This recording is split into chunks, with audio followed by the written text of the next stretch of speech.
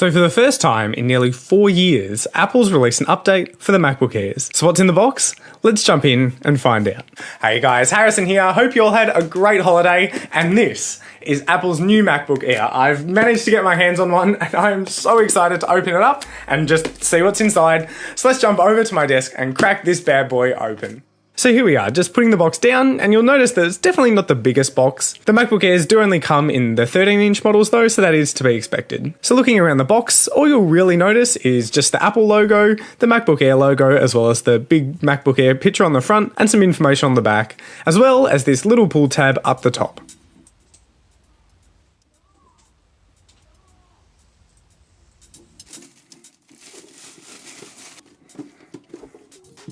Now this box is a bit of a pain to get open, but finally getting it open, you can see we've got our laptop right on top. I'll just take that and put that to the side though, just for a second, and we'll see what else comes in the box.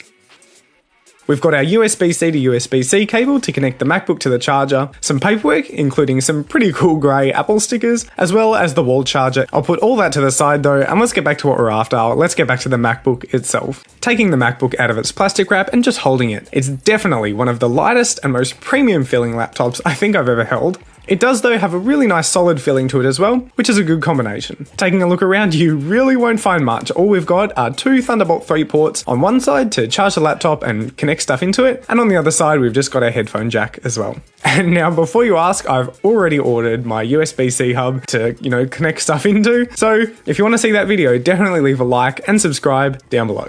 Opening it up, we can see this great looking 2560 by 1600 new retina display that they've put into the MacBook Air this year, going right up to the edges. This looks really nice on this laptop. And we also get a good look at the new keyboard. Apple's updated this keyboard to 3rd gen butterfly switches, which should hopefully improve their lifespan a bit. And you'll also see in the top right that Apple's added Touch ID to this laptop as well, and put the fingerprint reader right up there in the top right corner, and it can now be used to unlock the laptop, as well as for authentication for things like Apple Pay. Here's just a quick sound test typing on the keyboard itself.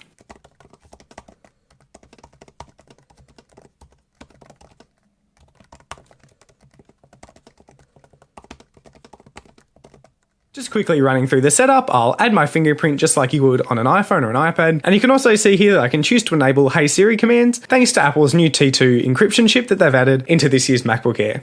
Hey Siri, what's the weather like today? Okay, here's the weather for today. So now we've got it all set up, let me just give you a quick rundown of the specs of this entry-level MacBook Air. Inside we've got a dual-core low-power i5 chip, which is definitely not going to be the most powerful i5 out there, but it will give you pretty good performance at very low power draw, which will give you excellent battery life. Apple rated it about 12 hours. Odds are you're probably not going to make it to 12, but even something like 10 hours is still excellent battery life and is very likely to be achieved running a low-power chip like this. Alongside that, you've also got 8 gigs of RAM and 128 gig SSD in this lower spec model, but of course you can upgrade those both as well. That just about wraps up this unboxing though. We've definitely got this laptop out of the box, run through it, and from here, really all you're going to be doing is updating the software and then using it. So thank you so much for watching. I hope you found this video useful. I hope you enjoyed it. And if you did, definitely leave a like and subscribe down below for more videos like this. And even let me know in the comment section what you thought of this video. If you're interested, you can also subscribe to my Instagram account as well. On this channel, normally I do photography videos, and I've got a photography Instagram account that you can follow if you're interested. Apart from that though, thank you for watching, and I'll catch you in the next video.